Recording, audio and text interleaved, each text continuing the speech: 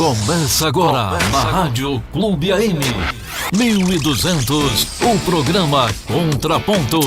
Apresentação: Márcio Aurélio e Roberto Barros. Opa, vou mostrar aqui, tá bom? Bom dia. Pronto, nossa convidada já tá dando um bom dia. Muito prazer, eu sou o Márcio Aurélio, estamos iniciando aqui pela Rádio Clube AM 1200, uma emissora pertencente aos diários associados, o programa Contraponto. O Contraponto é o mais completo noticioso opinativo do rádio cearense.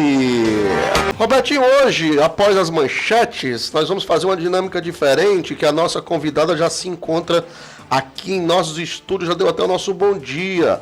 É a psicóloga, que nós inclusive até falamos ontem, a Fabrícia, que vai falar com um tema aqui muito interessante da autoestima, tá certo? A gente vai ter esse assunto já aqui para os senhores, tá bom? Já se encontra aqui em nossos estúdios, né? A questão da dependência emocional, enfim, a baixa autoestima. É um assunto que mexe com boa parte da população e que tem um tabu ainda muito grande para ser quebrado. Tá bom, Roberto? Mas pode trazer seus destaques, que aí, após as manchetes a gente inicia e depois vai para insegurança, tá bom? Entrevista Clube. Pronto. Dona Fabrício, antes de tudo, bom dia. Bom dia, Márcio. Muito obrigado pela vinda, tá bom? Por aceitar o nosso convite em comparecer ao nosso programa. Como eu disse no início do programa, é um certo tabu, né? Sim. É um certo tabu, porque antigamente era doença de doido. Sim. Né? Depressão, ansiedade. Rapaz, você tava com baixa autoestima, depois deixa de besteira, rapaz, né? Sim. E como é que é esse paradigma de quebrar essas barreiras? Ótimo. Foi muito importante você tocar nesse assunto, Márcio, porque a depressão, ainda hoje, as pessoas acreditam que a pessoa está com depressão, está com falta de Deus. É verdade? É muito comum isso. E por quê? Porque há anos atrás... Suicídio é falta de Deus, né? Falta de Deus, isso. Então, assim, há muitos anos atrás, tinha esse estigma em relação à depressão, foi sendo construído que a pessoa que tinha depressão, ela estava sendo castigada por Deus. Então, olha que interessante, isso veio se perpetuando ao longo dos anos também. E ainda hoje, muitas pessoas acreditam que a pessoa que tem depressão, ela tem falta de Deus. A pessoa se suicidou, ela tem falta de Deus. Depressão é uma doença que tem cura e que é importante que a pessoa busque auxílio. Quando a pessoa fica pensando, eu tenho falta de Deus, e fica alimentando isso impede muitas vezes dela buscar ajuda. Algo muito interessante também é a pessoa achar que psicoterapia é só uma conversa, e não é. É todo um trabalho amparado cientificamente, respaldado cientificamente, é um tratamento. Então, assim, quando a pessoa pensa, inclusive, psicoterapia é só uma conversa, a pessoa se impede também de buscar ajuda e de se fortalecer. Então, ótimo você ter abordado esse assunto. Me diga uma coisa... Se algum dos ouvintes tiver alguma dúvida, aqui, ó, tem sim, pode perguntar. O Júnior Oliveira. Ótimo. O Júnior aqui do São João do Tauape. Bom dia. Bom dia, Júnior. Se fosse falta de Deus, o padre Marcelo Rossi não teria tido depressão. Pois é, ótima colocação. Verdade. Né? Os ouvintes podem participar conosco através do 31 21 200. O que a gente pode definir de baixa autoestima? Então, a baixa autoestima, Márcio, foi ótima essa sua pergunta, porque a baixa autoestima, ao contrário do que muita gente pensa, para eu falar de baixa autoestima, eu tenho que explicar primeiro o que é autoestima, tá? Para as pessoas entenderem e ficar claro aí para os ouvintes também. O que é autoestima? Autoestima é um valor que você dá a você mesmo, a você mesma. Esse valor, ele pode ser um valor significativo, ele pode ser um valor elevado, ou pode ser um valor muito baixo, um valor muito inferior. Quando você E se não dá... passa só pela aparência física, né? Não, aí eu já vou chegar aí. Porque tem Isso. gente que, porque eu tô gordo, porque isso. minhas roupas não cabem mais. Eu já vou chegar eu, aí. Pelo menos fico doidinho quando meu bucho cresce. Eu vou chegar justamente aí. Então, assim, quando a pessoa se dá um baixo valor, um valor insignificativo, ela tem baixa autoestima. E quando ela se dá um valor elevado, ela tem autoestima elevada. Mas em que se ampara, Márcio? As pessoas devem estar se perguntando esse valor. Onde é que eu vou amparar esse valor? Esse valor, ele é amparado na nossa autoimagem, que é a percepção que nós temos sobre nós mesmos. Essa autoimagem, ela vai sendo construída desde a nossa infância ao longo da vida. E ela pode ser uma autoimagem sólida ou pode ser uma imagem distorcida. Quando a pessoa vai construindo uma imagem distorcida, alicerçada em crenças, como na terapia cognitivo-comportamental, a gente chama de crenças disfuncionais, a pessoa tem uma autopercepção de si mesma distorcida. Isso gera baixa autoestima, que gera dependência emocional, que a gente vai estar tratando mais aqui. E aí, Márcio, foi ótima a sua colocação, porque assim, muita gente acredita o quê? Eu fui no salão, mulher então, né? Fui no salão, tô com autoestima elevada, fiz escova, me maquiei, então, tô com autoestima em dia. Pintei as unhas, tô com autoestima em dia, né? Tô com autoestima lá nas alturas, mas isso não tem nada a ver com autoestima. A aparência não tem nada a ver com autoestima. Mas tá muito rotulado. Tá bem rotulado, é algo que a gente tem que desconstruir. Essa é uma oportunidade, tá? Agradeço o convite, tá? Porque é uma oportunidade da gente estar desconstruindo isso.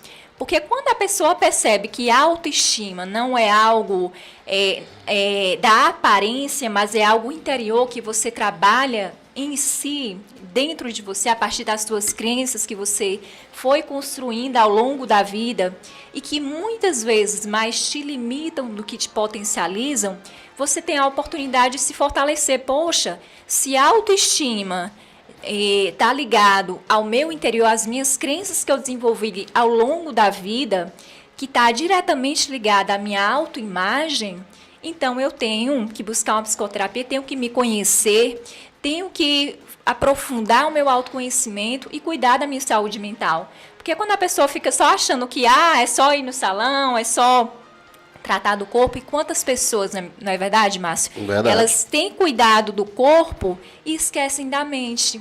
Né? Tem cabeça para certas coisas. Robertinho, fica à verdade. vontade, garoto, viu? Ok.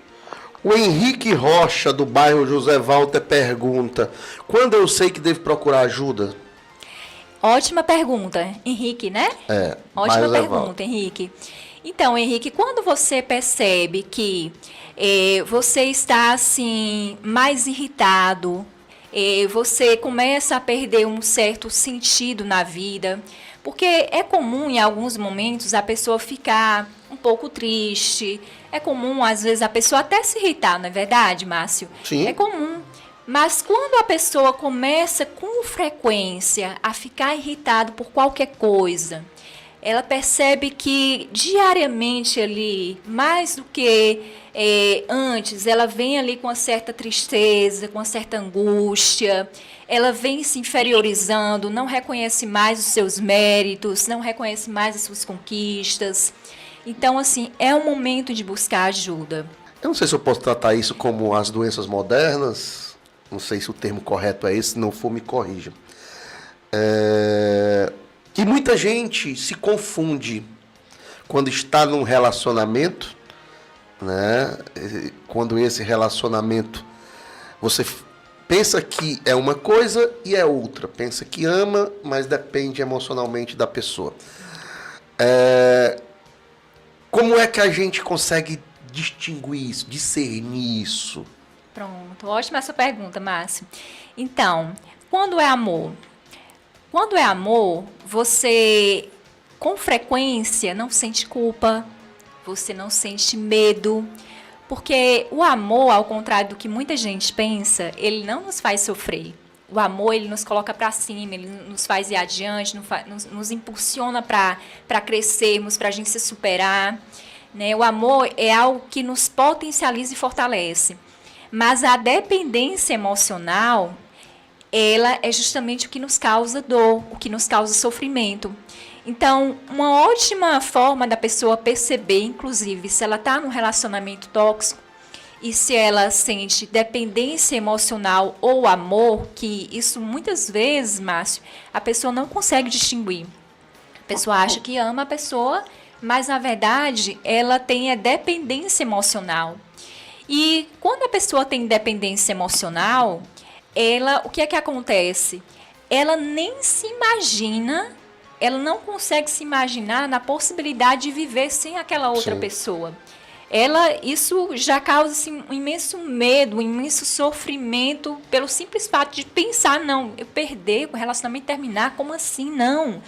E isso a pessoa vive em função de quê? De medo. Porque eu tenho que fazer tudo para agradar essa pessoa, eu não posso perder essa pessoa. E qualquer coisinha que a pessoa faz que desagrade a outra pessoa, a pessoa se enche de uma culpa que muitas vezes vai ruminando ali a pessoa acaba fazendo, inclusive, automutilação para se punir, para se machucar ali. Poxa, eu errei, não pode acontecer isso comigo. Então, assim, na dependência emocional e no relacionamento tóxico, a pessoa ela vai nutrindo uma culpa muito forte e medo também elevado, ao contrário do que ocorre no relacionamento saudável, que é nutrido por amor. Então, é algo que a pessoa deve se perguntar. Eu sinto medo com frequência? Eu sinto uma culpa elevada? Como é que tá as minhas emoções? Geralmente eu sinto o quê? É medo, é angústia, é culpa nesse relacionamento? Ou é bem-estar, ou alegria, autorrealização? Porque amar é para se sentir paz, né? Sim. Perfeita se tirou colocação. Se tirou a nossa paz, Perfeita colocação, mas se o amor ele nos traz paz. Se perder a paz, pode questionar esse amor, né? Verdade. Aqui eu estou falando, aí não estão me ouvindo. Márcio, eu queria perguntar, quando a pessoa percebe o problema, ela procura que tipo de médico especialista? É um psiquiatra? Como ela vai saber qual o nível do problema dela? O médico que vai instruir, se vai ter uso de remédio ou não? Como é esse tipo de ação quando ela percebe que está com algum problema emocional que está afetando a saúde dela? Pronto. Ótima pergunta. Robertinho, né? Robertinho, ótima pergunta. Obrigada. Então, primeiramente ela vai buscar o psicóloga, e daí a psicóloga ela pode ou não, dependendo do caso, né, encaminhar para o psiquiatra. Na grande maioria das vezes, às vezes nem é necessário a pessoa ter um acompanhamento com o psiquiatra, tá? Em alguns casos, pode ser necessária a questão da medicação, mas em muitos casos não é. Deve buscar primeiramente o psicólogo. E daí o psicólogo ele vai fazer uma avaliação e verificar se há realmente necessidade ou não de um encaminhamento para o psiquiatra. Na maioria das vezes não é. A pessoa pode se tratar sem medicação. Mas, claro, quando for necessário, a gente vai encaminhar para o psiquiatra. O Aldo, nosso amigo Gilberto Lourinho, ali da Barra do Ceará, da grande Barra do Ceará. Olá, bom Gilberto. Dia, Márcio. Bom dia aí para a doutora. Você bom foi dia. muito feliz nessa pergunta aí. Que quando um camarada tá meio um baixo astral, você diz, rapaz, isso não é nada não. Aí é que maltrata o sujeito, é isso aí. É verdade. E, doutora, eu tenho uma filha psicóloga, viu? Ah, que bom, sua parabéns. Sua colega.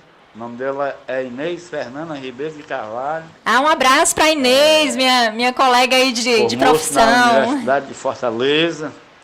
Obrigada. Um abraço para Inês. Mas eu sou muito ansioso. Sou ansioso até demais, viu? Então. Mas o que o Márcio falou aí é o que mais maltrata o sujeito. Eu não sei que é assim, não, isso é besteira, rapaz, estamos uma cerveja, não sei o quê. E talvez faça piorar. Sim. É porque diz que vai ser a doença do século, né? A depressão e ansiedade. Sim. Um abraço, doutora Márcio. Um abraço, Márcio. Um abraço, Gilberto. E tudo de bom. Que Deus abençoe o lado de vocês. Um abraço. Seu amigo Gilberto Florim. Aproveitando aqui a fala do Gilberto, queria colocar aqui um parênteses. Ele diz assim, eu sou uma pessoa muito ansiosa. E é muito comum as pessoas falarem isso, né? Eu sou uma pessoa ansiosa. Mas é importante a pessoa distinguir que, na verdade, ela tem ansiedade. Ela não é uma pessoa ansiosa, que é diferente, né? Eu dizer, eu sou uma pessoa ansiosa e eu tenho ansiedade. Porque o que é ansiedade? Ansiedade é uma emoção natural do ser humano. O problema é quando a ansiedade se torna muito elevada, que lhe impede de fazer coisas ali no seu dia a dia, de seguir, de trabalhar, né, de funcionar ali na sua rotina diária. Né? E a pessoa acaba tendo dificuldade de trabalhar, de se relacionar muitas vezes.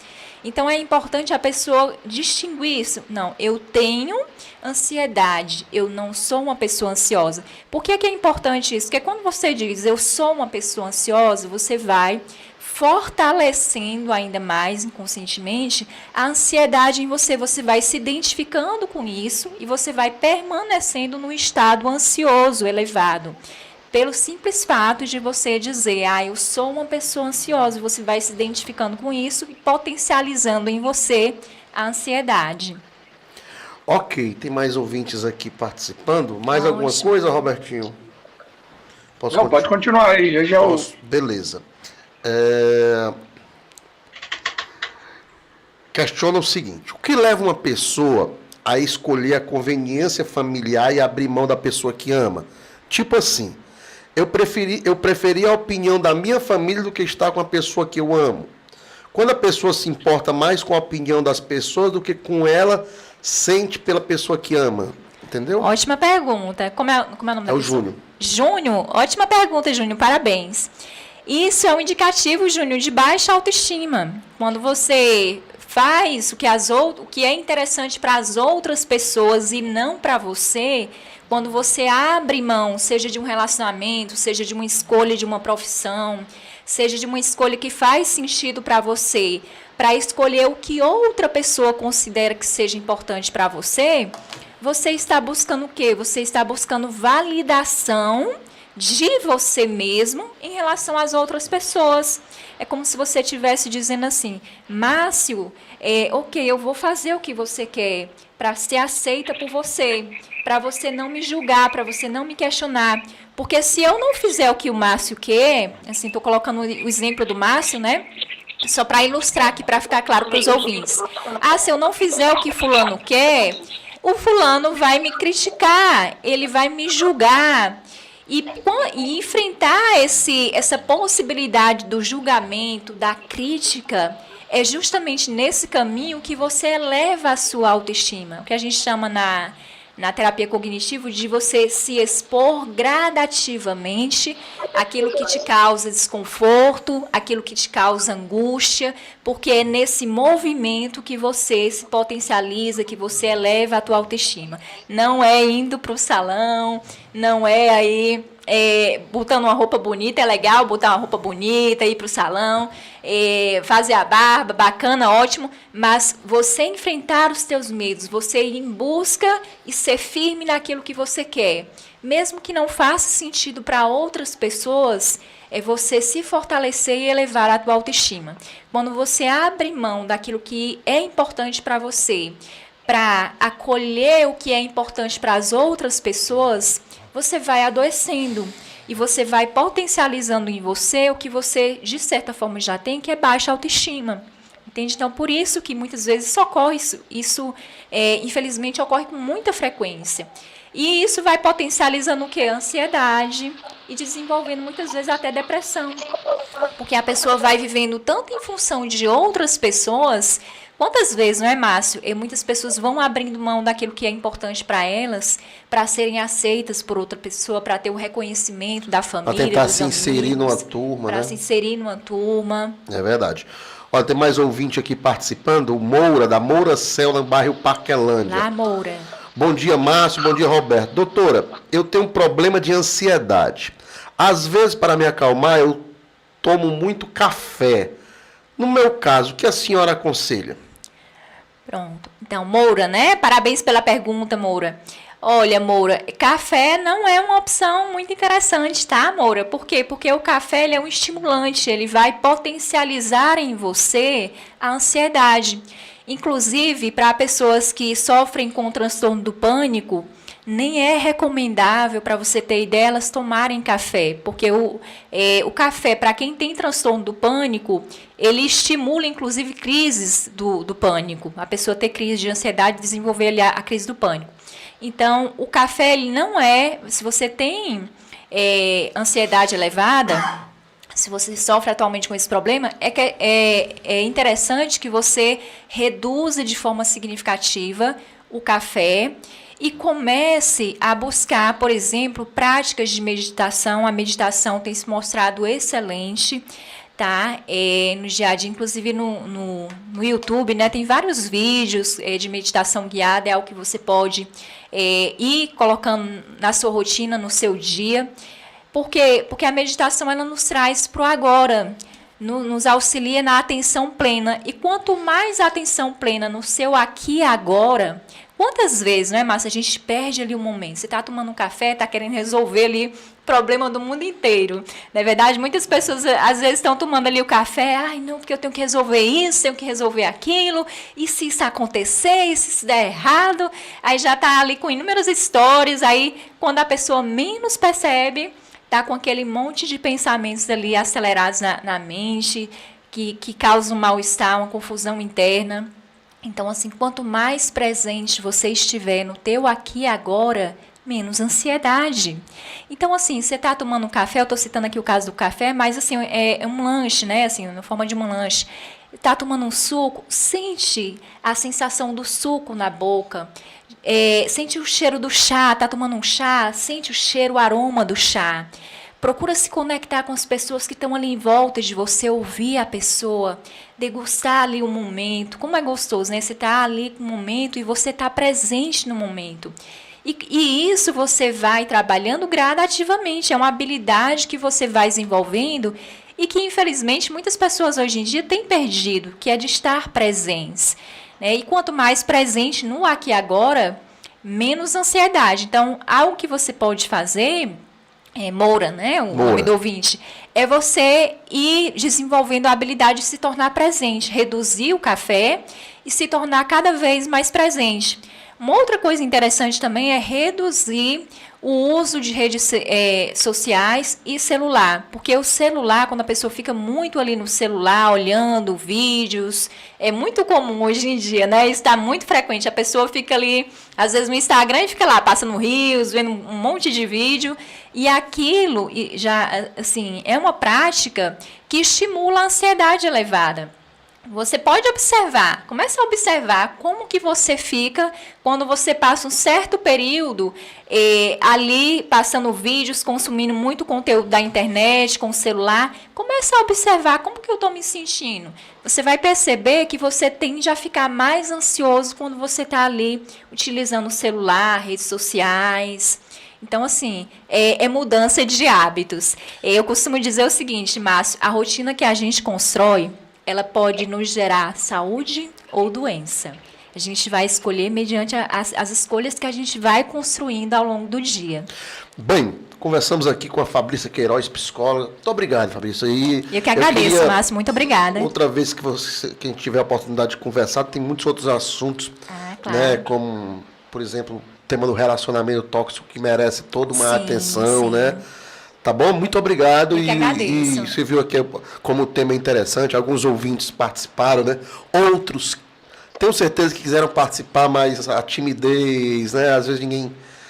É um tabu, como a gente disse aqui, certos assuntos. Mais alguma coisa, Roberto?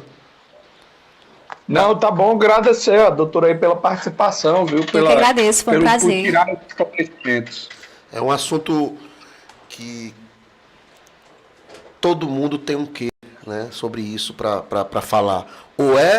Ou conhece, ou convive. Sim, né? sim. Não escapa, não. Sim. Muito obrigado. Eu que agradeço, Márcio. Foi um prazer estar aqui com vocês e me colocar à disposição para... Sim, vamos marcar outras vezes. Bom papo. Outras datas, tá bom? Tá? Foi um prazer. Estamos aqui diariamente.